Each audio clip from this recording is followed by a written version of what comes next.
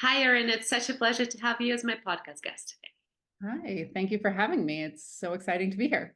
It's a pleasure, and I'm really, really excited to learn more. You're actually the first fair director that I'm interviewing for this season, so super excited to hear about it because I know it's happening soon in the Yes. fall. So, getting all the preview kind of in a way.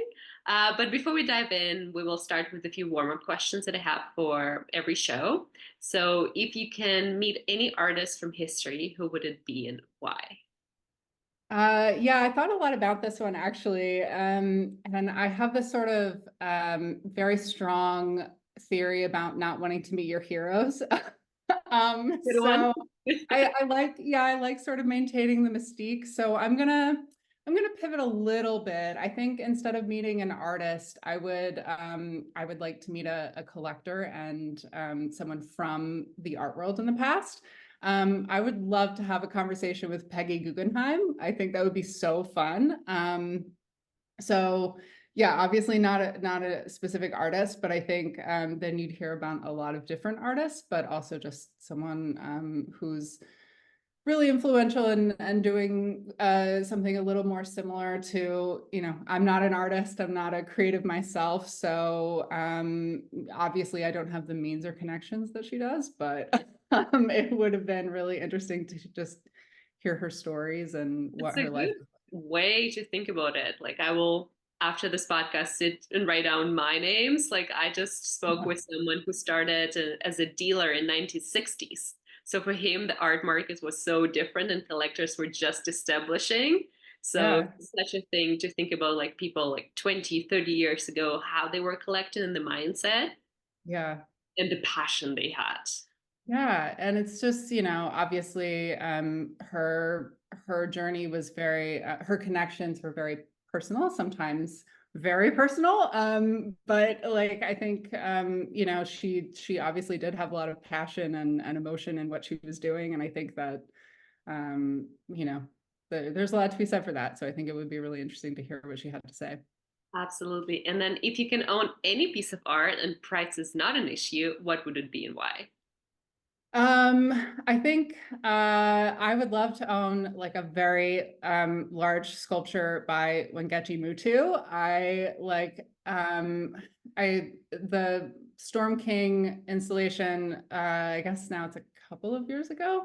But like if I could just have like everything that was in that that installation, if I had all of that land, and could just so I guess number one, I would have a lot of land for gigantic sculptures. But then yeah, I love the combination of the the sort of sci-fi element, the folklore element, the feminist element, sort of coming together in this sort of like uncanny but also really beautiful way. So um yeah, anything by her, but something like Crocodilus or something just kind of a little bit like weird, but also really beautiful at the same time.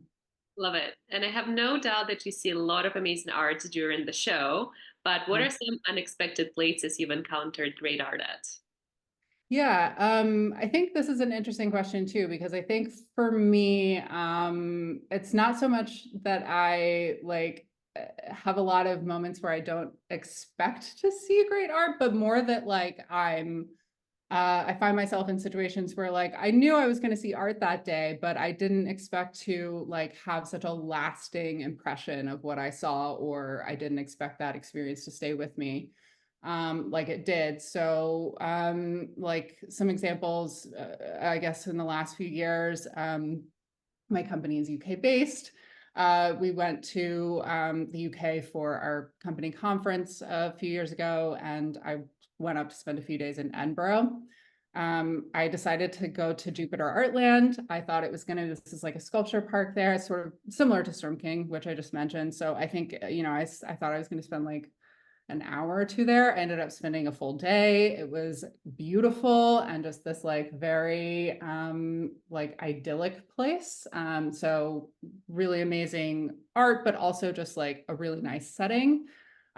But then also there are just some like, sometimes you go into museums, even like, whether you're in a city that is not really known for its museum, or, you kind of are just sort of like, oh, I'll just pop in here for a while. Or some museums, even here in New York City, that don't get talked about as much. Like the best exhibition I think I went to last year was at the Cooper Hewitt, which isn't like the one that everybody talks about, but it was the S. Devlin Museum exhibition at that museum. And I think like that was just this really nice intersection of art and design and sort of like stagecraft. And it was really cool. So yeah, I think it's more just that like being open to kind of like trying the not the blockbuster things in cities that I'm in. So I'm always looking for that.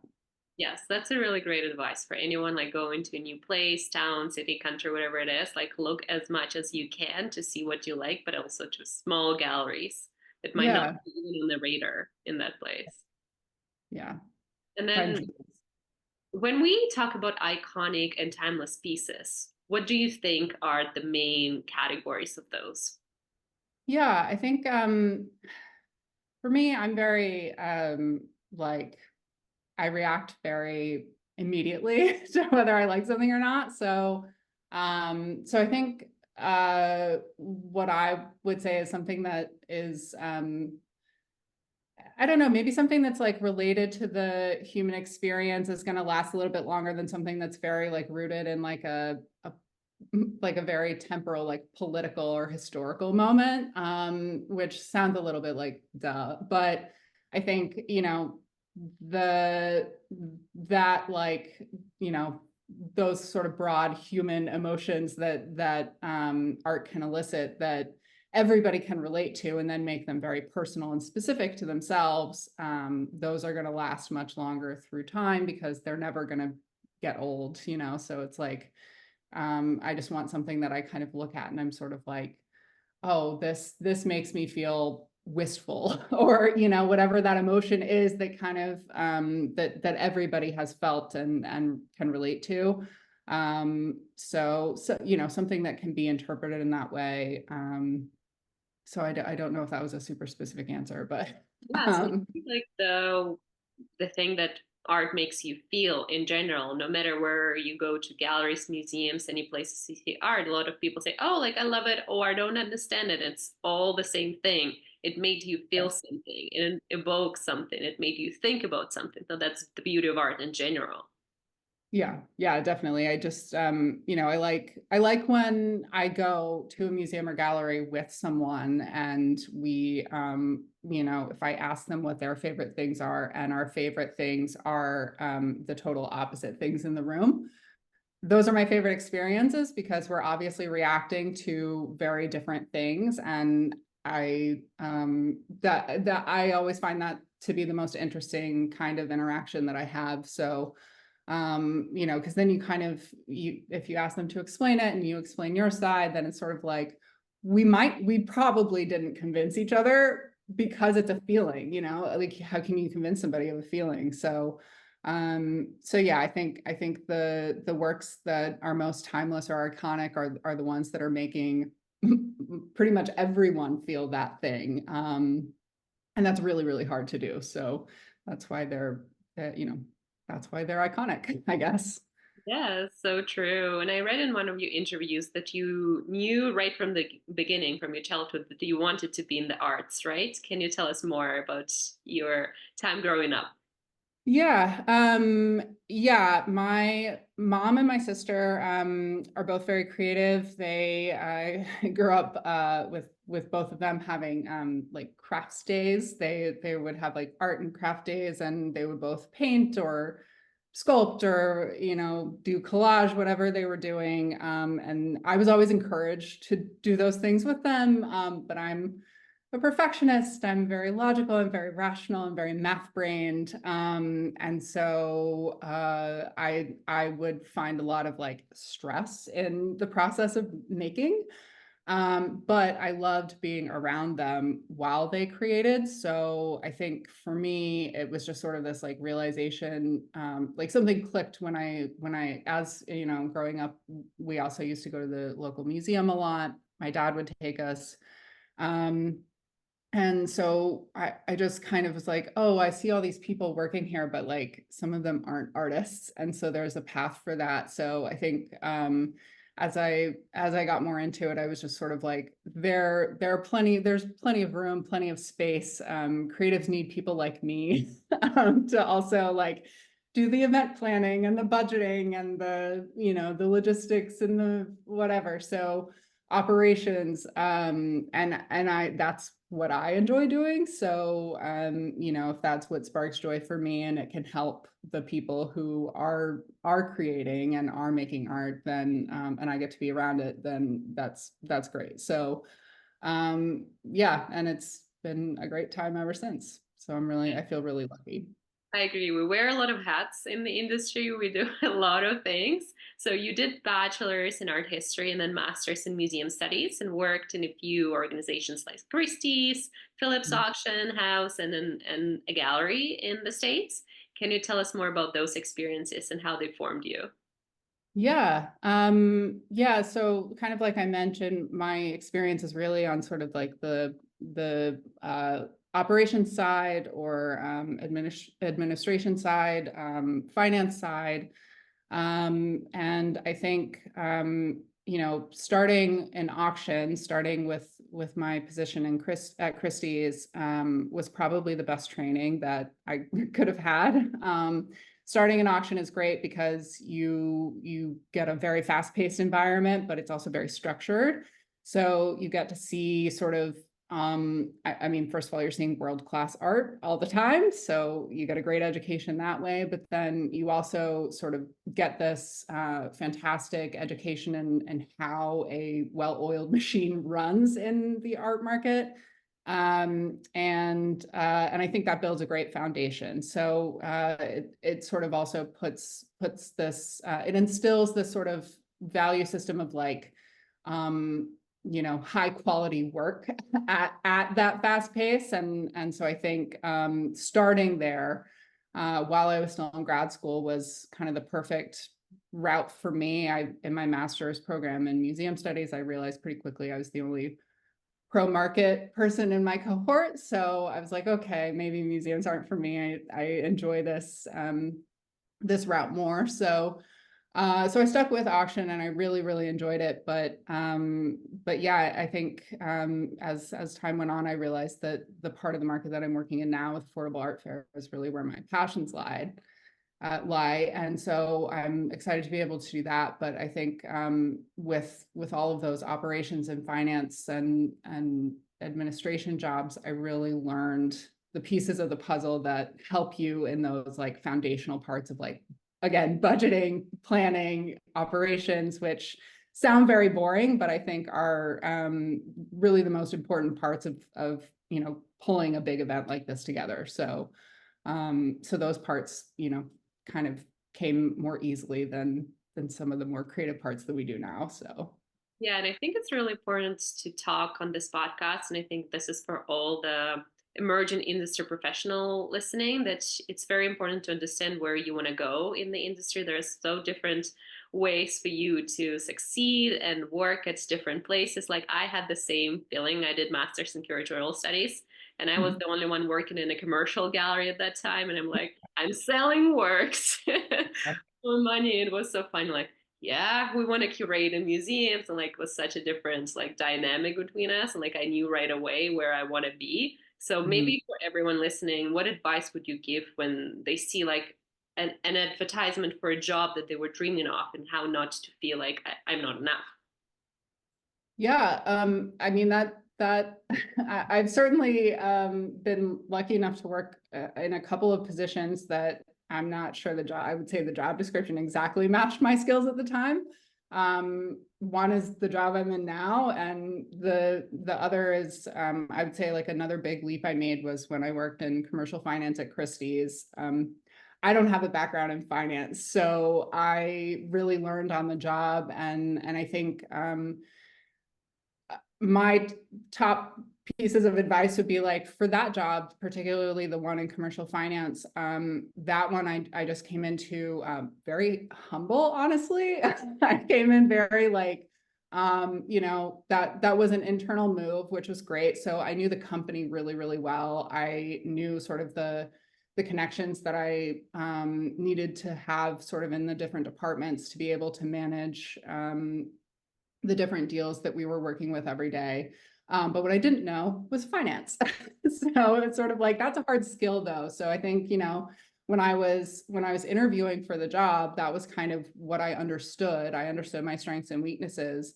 And I really impressed upon the hiring manager and HR at the time. And I was just kind of like, look, I'm really, really excited to learn this part, but this is a hard skill and it is learnable. So if you give me a little bit of time to teach it and give me a deadline, that's fine. Give me a trial period, but like if you give me a deadline, I will learn it by then, and then, you know, all the pieces will come together. And I did, and that was great. But I think like in that period of time, I had to be super humble and just like ask tons of questions. I was literally taking like phonetic notes on like financial terms I didn't understand at the time. Like I was taking phonetic notes and then going to my colleagues later and being like, can you make sense of this? And they were like, no, you have to say it out loud to me. What do you mean?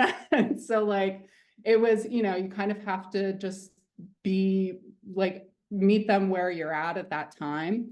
But that was a really fast, really great learning experience because again, like that built a foundation for then my next few jobs going forward, to have those skills. Then with Affordable Art Fair, when this job came up, I was a huge fan of the fair as a visitor. I was also a volunteer through one of the nonprofits that we still partner with them, the Art Therapy Project. So I knew the fair pretty well, but you know, of course, like being the director of a fair, you have to sort of know a little bit about everything. And so I was like, okay, I feel like I can do that. Like, I know that I can do this, but I just, you know, like, is it one of those things that you can tick off every single line of the job description and say, like, I've done this, I've done this, I've done this? No, but I know that I can. So, I think in the arts, particularly, like you said, we wear so many hats and we often work on really small teams. So we're very hands-on with different things and different parts of the industry. I think that we actually do have a lot more skills or a lot more experience than we give ourselves credit for sometimes. So even if you haven't overseen a marketing campaign at a director level, you've been involved in marketing somewhere, somehow in your career before. So if you really just kind of sit down and think through like, how have I touched this part of the industry before? And then you kind of can connect those dots. You know, it's really about just giving yourself confidence and having like, how much confidence do I have to be a decision maker in that role? And if you're not sure, then, you know, I don't know if like that jump is right yet, quite yet. But if you feel like it is, if you feel like, yeah, I can make those decisions and I will stand by them and take accountability for them, then like go for it. Because I think confidence, passion, enthusiasm, like all of those things are actually worth so much when you actually get in these positions and when you're in that interview. So yeah, I think I think a lot of it came down to also like I was just like super excited about the job. So that probably helped. But yeah, so I don't know, being really open to just asking a ton of questions and learning while it's happening helps, and hiring people on your team who are a little bit smarter than you at the things that you're weaker at helps a lot. So I have an amazing team. For sure, and I loved hearing that for the Affordable Art Fair, like you visited as a collector, as a visitor, as an admirer, so you knew where you were going. Mhm. What is the mission and vision of the fair today? Yeah, the mission of Affordable Art Fair has always been to make art accessible to everyone, and you know, to spread the joy of collecting. And I think you know, more broadly, or maybe not more broadly, but more specifically, like in our fair, you know, the physical manifestation of that is creating a really welcoming environment, creating a place where When people walk in, whether they have been to every fair in the city before and they have collected at every value level and, you know, go to every museum exhibition around New York, or they're somebody who has never once been in front of fine art. We want them to be able to walk through our doors and feel like they belong there. They're like, their opinions are valid there. They have confidence in their taste there. And so that's really what it's all about, because yeah, I mean, there should be more art environments like that. So that's sort of the vision. Yes, and then the fair is curated. So you go through submissions and you select who is participating in the upcoming year. How do you select works or artists or galleries, as also thinking about affordability versus originality and quality? Yeah, I think there sometimes is a misconception that affordability and quality are sort of like price point dictates quality, or a lower price point means lower quality, and that's a misconception. So I think, there are tons of really talented artists working at this part of the market, emerging artists, mid-career artists, who are doing really well and making a great living at this level of the market. And I think, there's no like shortage of artists to choose from. So we do get gallery submission. We're a gallery fair, so the applications that come to us are from galleries or artist collectives, and we review them as a fair team. And then each of those applicants are also submitting their individual artists.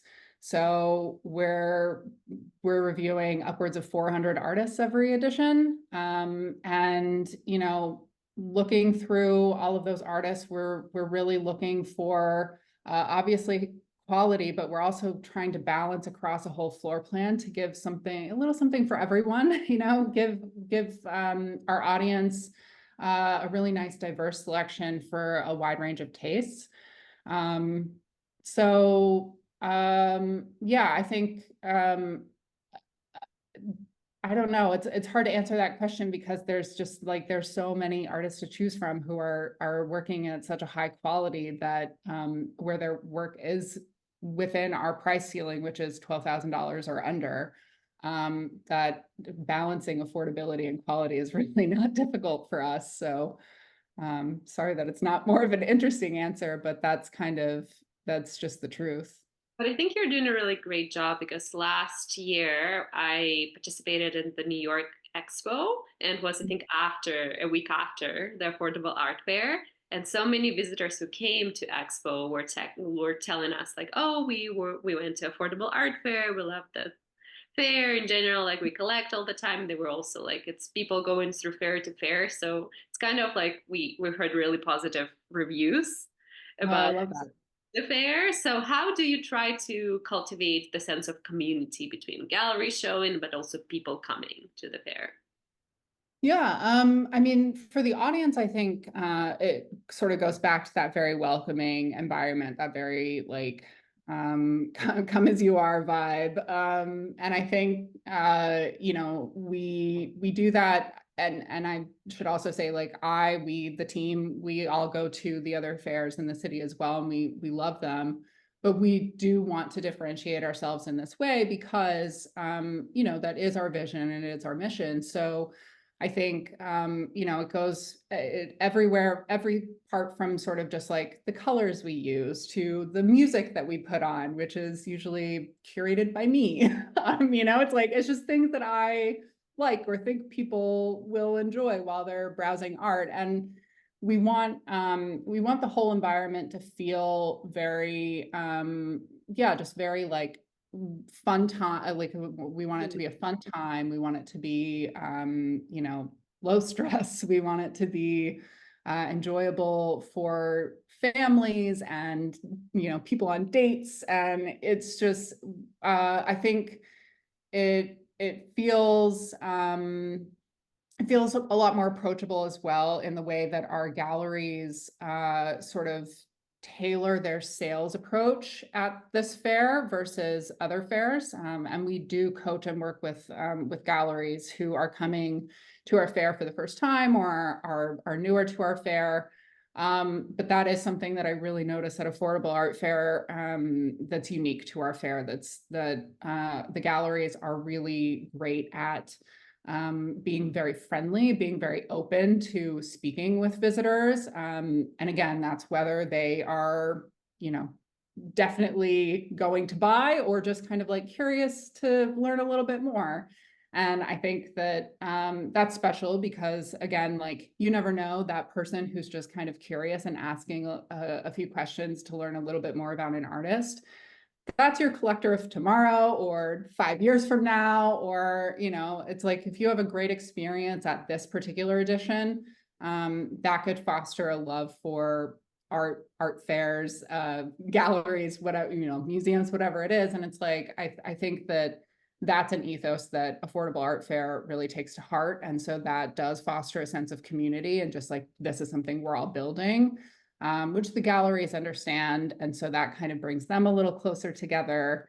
And our galleries are great about collaborating together too. So we are a global fair company. So we have locations in 13 cities worldwide.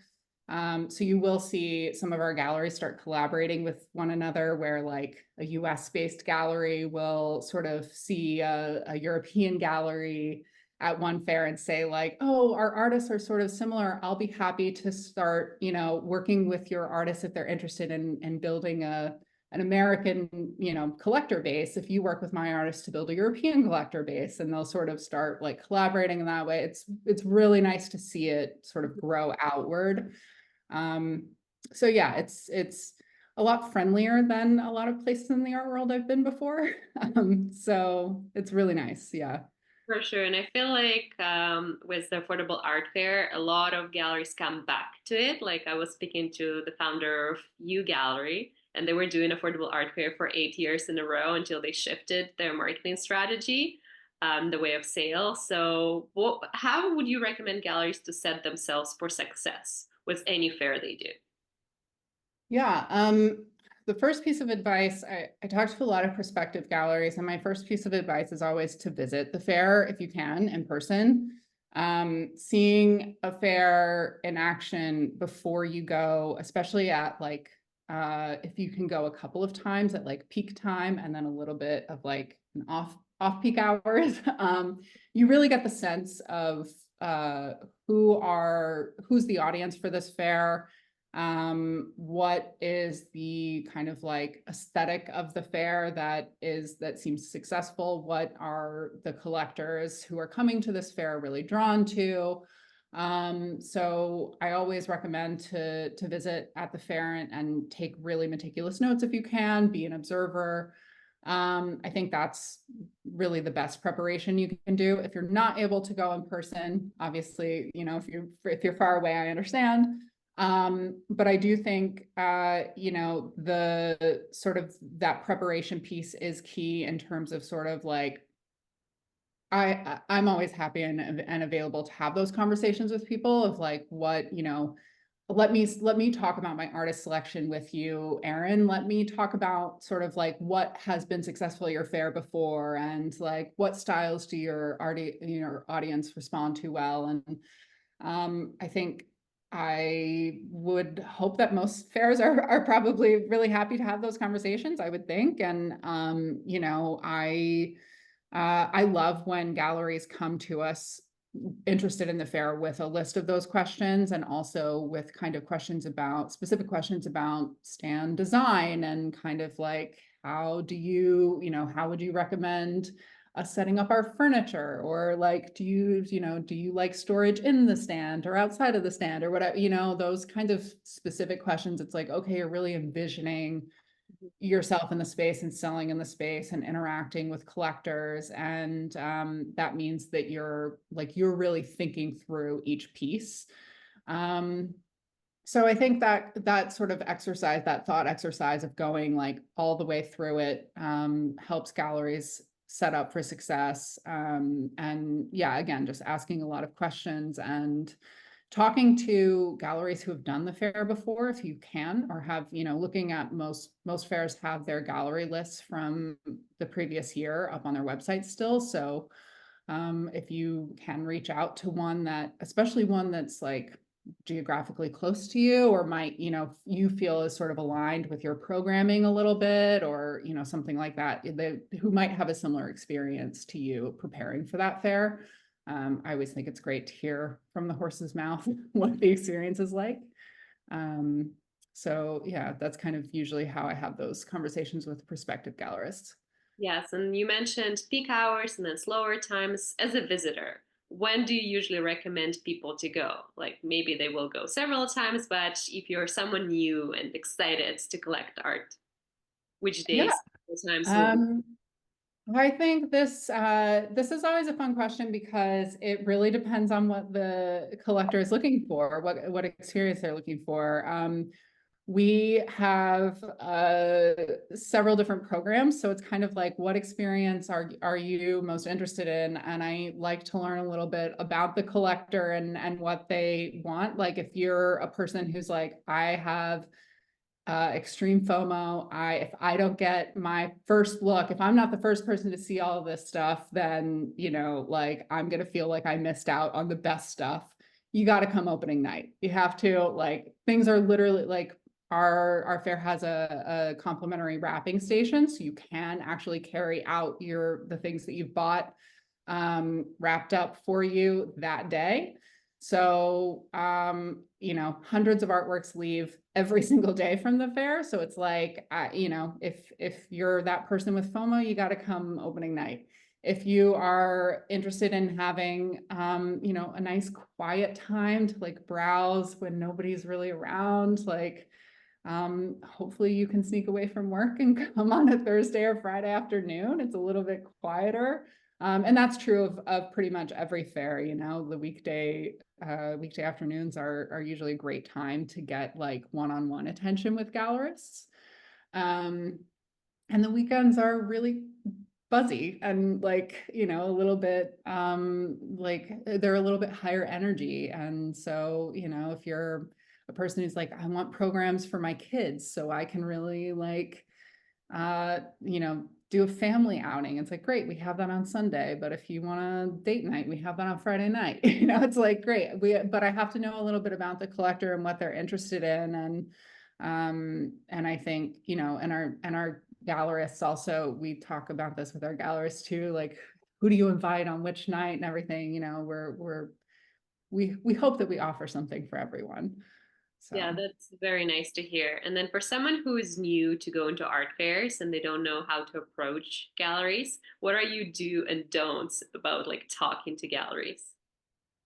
I don't know that I have a ton of don'ts, because I think, especially at our fair, like I really do think, we want, or we hope that, you feel empowered to have conversations with the gallerists, and that you should ask questions and get the information that you're interested in. I would say, like, do always ask questions when you're interested in a work.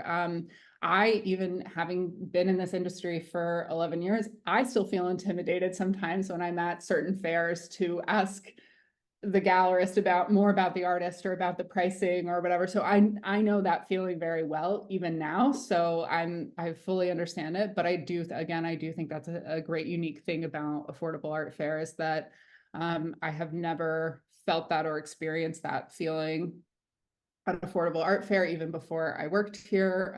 As a visitor, I never felt that. And I think, so it is great if you're new, we're a great fair to kind of like start that journey and practice approaching and having those conversations. And often our gallerists will approach you so that you don't have to be the initiator. Not in a scary way, they're very friendly. And I think, asking like warming up if you're sort of like nervous about asking about money, because I know that that conversation about asking, price point, all of our labels at our fair, the price has to be transparently on the labels. So that has to be available to the visitor right away so that they don't have to feel awkward about having that conversation with the gallerist. But if you are kind of warming up to having maybe a negotiation about price, or you're sort of wondering, it's always good practice to get a little bit more backstory on an artist, or kind of just ask about the artist process and get the gallerist talking, just get them sort of excited about the work that you are also excited about, and they'll, get them engaged in that. And the longer you two are talking about the work, the more of a connection you're making over it. I would say the only don't I have is, which I very rarely see, but I would just say I'm always sort of conscious, or I always try to be very respectful of any immediate reaction I have to something out loud, because the gallerist may also, the person attending the booth may also be the artist. So I just always like to, be conscious of sort of what my immediate reaction is, in case, if I'm standing right next to the artist, I just want to make sure that I'm very respectful of anything that I'm saying right away before I know exactly who I'm talking around. So that's kind of my only cautionary note, but I think generally they're all super professional, so they've heard it all. Yes, and a lot of people that go to fairs or galas in general, they're all passionate art lovers or collectors. Some people also look for investment grade pieces. Will it be something that they will be able to find at affordable art fair? Yes, I mean, there are definitely artists that we've had whose work has appreciated in value over the years. I personally, my philosophy is very much buy what you love, because there are I've worked, we've already discussed, I've worked in every value band. I've worked, in blue chip and auction at the sort of the highest levels of value. And then I've worked with now I work at Affordable Art Fair, where our pricing is 12,000. So I think at every value band that I've worked at, I it it is just as unpredictable. So there's really no perfect formula, or kind of tip off that this is the one. And there are whole companies now working on data and models to predict this, and it's still not perfect. It's still not quite there to be able to predict what's going to appreciate in value. So I think my feeling is, and certainly at Affordable Art Fair, because again, the where we are in the market, I think these are works that I'm hoping that people are buying because they love and really want to live with, and that's very much how I collect too. So if I find out 10 years from now or 20 years from now that something I bought at Affordable Art Fair is now all of a sudden worth 10, 20, 100 times it's what I paid for it, great, that's a cherry on top. But I'm also not really, I'm not looking to sell any of the things that I've bought, because I do genuinely love living with them. So yeah, I think I find it really, I find that I'm not a gambler, and I find that to be like gambling. So I'm sort of just I want to know that whatever I'm buying, whatever I'm spending my money on, it's here's my money, here's the thing that I wanted, I have it. That's a great That's for my sure. philosophy. And then can you share with us some memorable maybe stories or experiences you had at the fair, maybe like when talking to collectors or a gallery owner, something like that? Sure. Yeah, I think so. I think for me, the most impactful thing, or the most exciting thing that I've gotten to do in my time at the fair so far, has been starting our fellowship program, which is it's a program where we invite 3 local galleries who are founded within the last 10 years. They get to exhibit free of stand fees for 3 consecutive editions. So they're with us for a year and a half. And over that time, they get really hands-on mentorship from us, the fair team, as well as veteran galleries. They also just have sort of like built a community within themselves. And I love that because now it's sort of like, you know, again, that sense of community that you mentioned and that we've talked about. And it's sort of like its own sort of branch of that, which has been really great to see. And they've collaborated outside of the fair together, which is fun. But I think, you know, one of like my favorite things to witness is these are all emerging galleries. So they otherwise might not be able to participate in a fair, you know, because of the financial barriers involved. And so they have the usually, well, in all cases, the Affordable Art Fair is their first fair experience. So they're learning how to be at a fair, how to exhibit at a fair. But then also so much of our audience are first-time collectors. So some of my favorite things to see, and I've gotten the chance to witness a few of these transactions, but some of my favorite things to see are when first-time collectors buy from first-time exhibitors, like the fellows.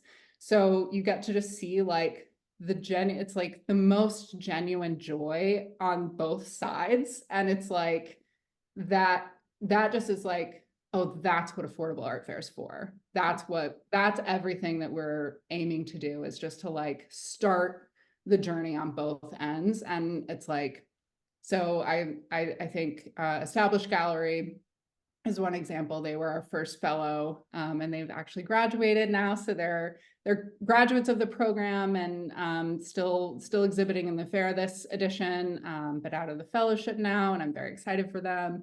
But one of their, I have first or second edition, they were selling to first-time collectors who had never bought art before, and like the buyers are jumping for joy. Established is like jumping for joy, and it's just like, you know, it's that is what's really special at the particularly at this fair, I think. So yeah, that's one of my favorite memories. Yes, I love the sense of community because I feel like progressing in time before a lot of dealers were like buying works together, selling works together, and now it's all like I'm my own gallery. I want to sell on my own. I'm not partnering with anything, and like hearing about the fair that everyone is supporting each other, that everyone is excited about everyone's sales and the success Mhm. of the event in general. Like that's fantastic. Yeah. And then, like, you have your galleries, you have products to sell, but what are the obstacles you might work with when you organize a big fair? Um, yeah, well, I think, you know, there are some obstacles that probably most New York City events deal with, which are obviously costs of everything in New York City are crazy, but also things like tight timelines. We are in a venue in Manhattan at 18th Street between 6th and 7th Avenue. So there's one loading dock. It's, you know, we have like a street permit for a limited amount of time. So like things like you know, it's like we have a one day install. So like our poor galleries have to like install everything on the same day that we open the fair, which is unheard of. So challenges like that, but then you get used to those things. Those things are kind of like, okay, you just work within the confines that you are presented with. Um, and I think those things, you know, are small hurdles, and you sort of, you know, they're understandable, and you work through them with good operations. Um, Something that's a little bit more like nebulous of a challenge, maybe, is the perception of our brand name sometimes.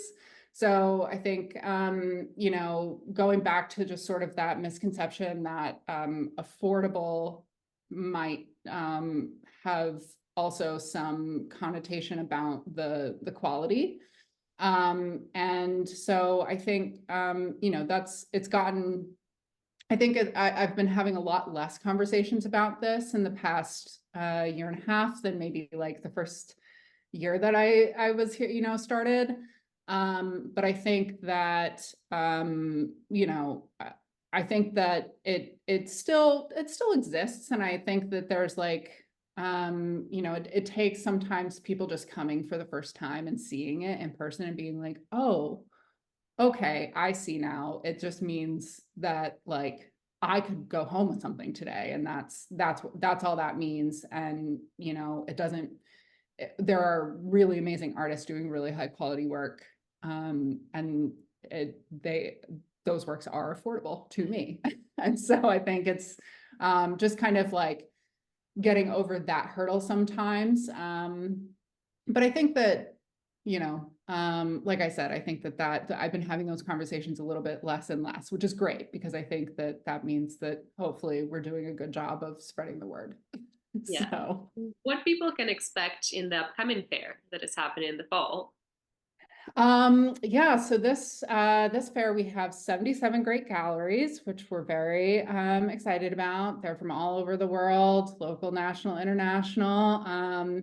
We have some of our returning programs, which we're excited about. So we'll have our opening night private view on Wednesday night. We'll have our donation for admission event, which so Thursday night of the fair, we work with Materials for the Arts here in New York City. If you bring an art supplies from 6 to 8, you get in for free. That's your admission fee is just donating an art supplies. Those art supplies go to New York City Public Schools to keep their art programs running. We are doing Art After Dark again, which is kind of our young collectors night. So if you're interested in a date night or a night out with friends, that's a great night to do it. Stroller hours on Sunday, so bring the whole family, programs for kids. But what we're really excited about is introducing a new partnership with Art Placer, which is they're a company that they're our art marketing partner. They are offering digital solutions for planning, previews, online exhibitions, and so everything from like augmented reality to kind of, you know, planning your curation for the exhibition. So things for collectors as well as galleries. So we're really excited to work with them. And this is going to be a really comprehensive partnership throughout the whole fair. So they'll be on site as well, doing consultations with collectors. So we're really excited to work with them. That's fantastic. And then art fair is such a big term, and some people know about art fairs a little bit, but maybe, and not maybe, there are a lot of misconceptions about them. Do you want to break any of them, or like what do you usually hear about the fairs that is not true? Um, let's see. Um, yeah, I mean, I think, you know, for us, it can be for us, some of the misconceptions are more about, you know, some of what I was talking a little bit about, just the brand name on maybe that's on both sometimes the gallery side, if we talk to galleries who aren't sure about exhibiting with us, but also sometimes audience side. But I think with you know, with our fair too, it's sort of like there's a misconception that art fairs are only for, this is on the gallery side, the art fairs can only be for like marketing exposure. So that's something that I have had some conversations with galleries about. And I think, you know, while that can be true and that is the experience, you know, every fair is not going to be a huge success sales wise for everyone. Of course, that's just kind of the way the dice roll sometimes. But I think that with our fair, something that is happening, and sometimes you don't quite understand it until you've seen it, but like sales are happening all the time. Like it is happening all the time. And so, you know, I think, again, it's just because of that, that sort of, that like welcoming, approachable vibe that people walk in and they're sort of like, oh, it is really possible to go home with the thing that I really love today. But it's also, I think there's something really nice about that, again, that complimentary wrapping, like as you're entering, somebody's walking out with a wrapped artwork, and that person kind of like, it's like, oh, well, if she's walking out with that under her arm, then I guess I could walk out with something too. And so it just kind of creates this like immediate mindset. You know, we do, of course, we have visitor data, and over 90% of our visitors report that they walk in sort of with the intention of like, I'm happy to walk home with something today. Like I want to leave with a work of art. So that's, you know, it's not that the opportunity isn't there to make the sales. And so I think like this misconception that art sales, it's like, oh, I'll just do an art or an art fair is just for a marketing opportunity. You know, no, you're going to make great sales, and you're going to send artworks to really happy homes, and people are going to find artists that they love, and are going to be super happy to collect. So yeah, I think that's the misconception that I would like to break a little bit for art I think fairs. one of the things that I've heard not long ago is people saying about the fairs that they sell to people, but it's mostly like one-time purchasers. They're not going to become like gallery collectors. And like it is still okay. Like you're doing the sales, like it's marketing, it's the reach. Another thing that a lot of galleries, like artists who are doing the fairs, say that, oh, if we are participating in the fair for the first time, like we're new, people will like want us to come back the second year, then they will make a decision to buy. But I feel like it all depends fair, and like every fair is different and the experience is different.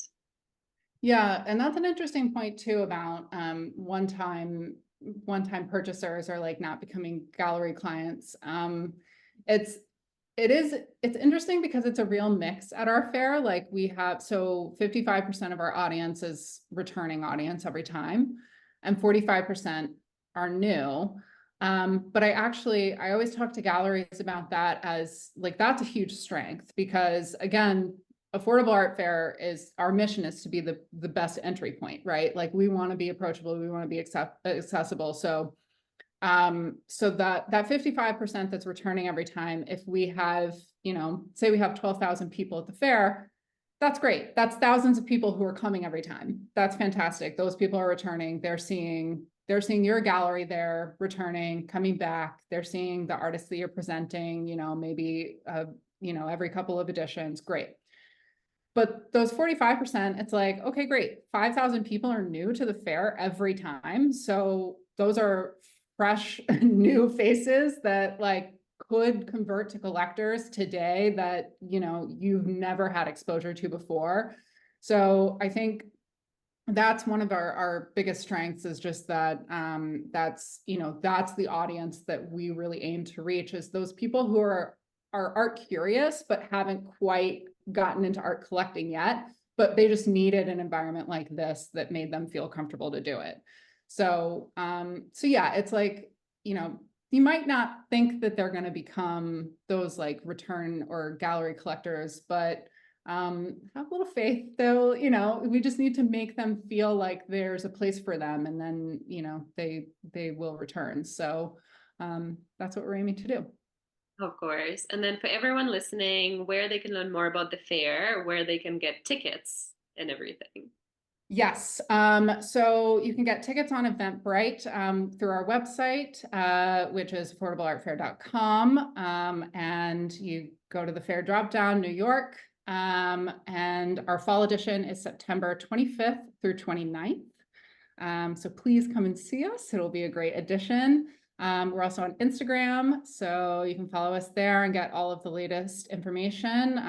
If you want to sign up for our newsletter, you'll get promos about tickets and information about our programs and partners and galleries and wonderful artists. So Facebook as well. So all those good things.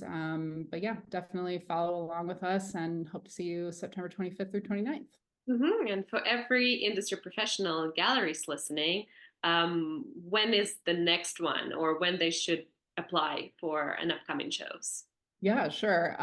So first of all, for any galleries or industry professionals who are interested in visiting us this fall, please feel free to reach out to our Hello account and request passes that way. I'm always happy to provide passes to galleries who are interested in perhaps exhibiting.